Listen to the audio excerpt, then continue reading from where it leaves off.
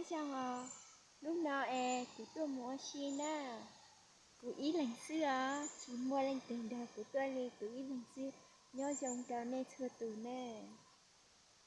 Lần đầu của mua xin xếp qua lại trẻ của tôi cho kể tiền nó tôi nè. Của trai lúc thi xưa nhưng mà nè chỉ mua một tập nè. Xếp của lúc thi lúc nào nè.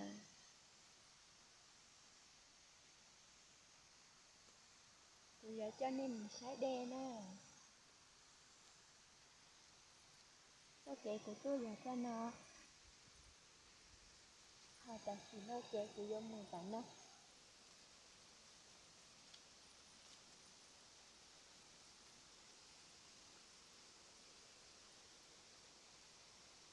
Đây mà nó chỉ non á. Bạn non thì người thấy đây thì non á.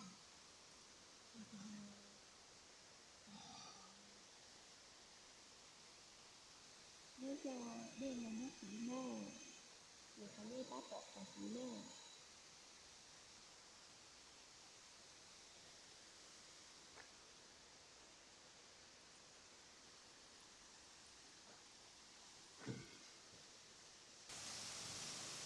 Thì tôi giờ phải đây là nó ta chỉ nó mà chơi đây á đây nó đấy là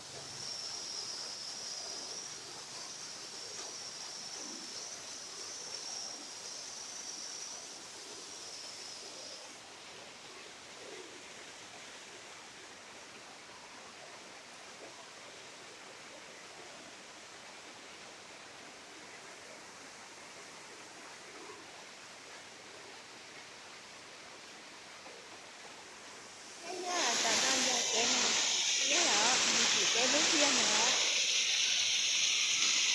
nói là cái một chỗ tỏ kia là ra.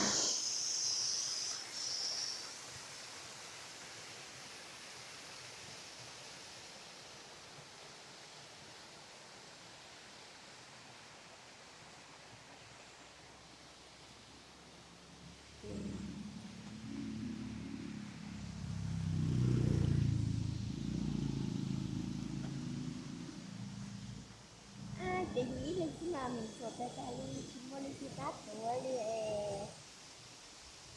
đi xả oxy chị tạo oxy ô sao có mấy thứ khách đua chị mấy thứ khách đua gì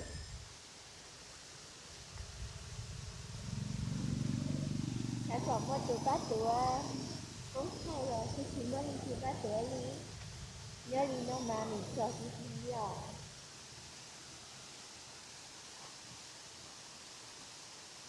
cái gì sai rồi sai chị gì sai rồi tại vì nó thì cho một oxy